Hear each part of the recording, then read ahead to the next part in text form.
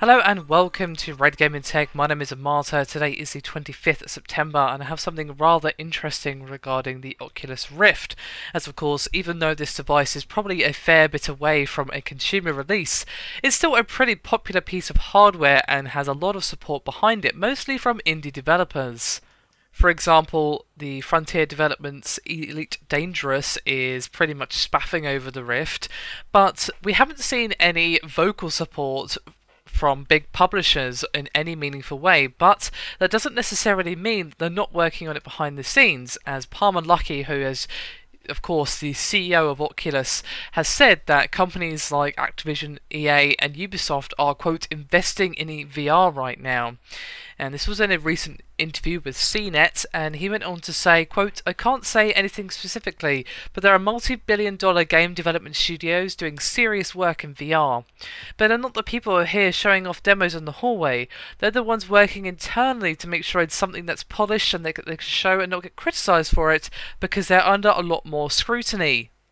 Then, Luckey went on to discuss the topic of launch day, as according to him, some developers would rather avoid the noisy crowds and chaos and, well, just the rush of the launch, although that may prove beneficial in the long run. And he went on to say, quote, "Games take years to make, and it's important that when we launch, it just can't just be a great launch catalogue and then a desert for a really long time." Which, to be fair, is a good point. Having games on launch is great, of course. It gives people a reason to actually buy the device, but you need to make sure that there's pretty much a steady stream of content as much as possible. Of course, there are going to be some dry periods. It comes naturally to every console.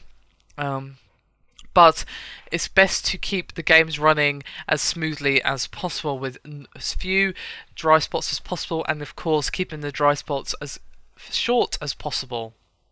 Now obviously video games are pretty much a huge part of the Oculus VR formula. However, Luckey also noted the importance of demonstrating their relevance to a wider audience.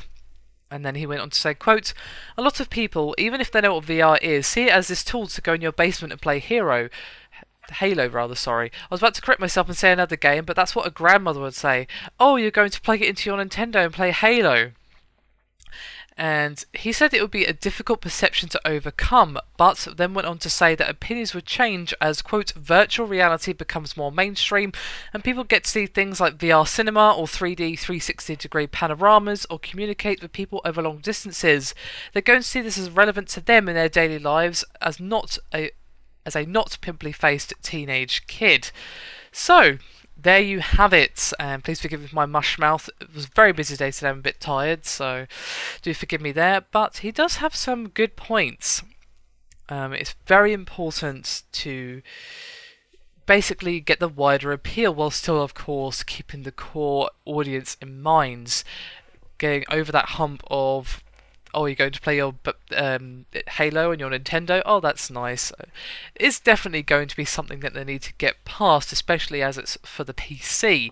But I think that with especially Facebook's marketing power behind them, the Oculus Rift has an interesting and possibly game-changing future ahead of it. Still, I'd like to hear some thoughts and opinions from you guys on what Luckey discussed here today, and I'll see you next time.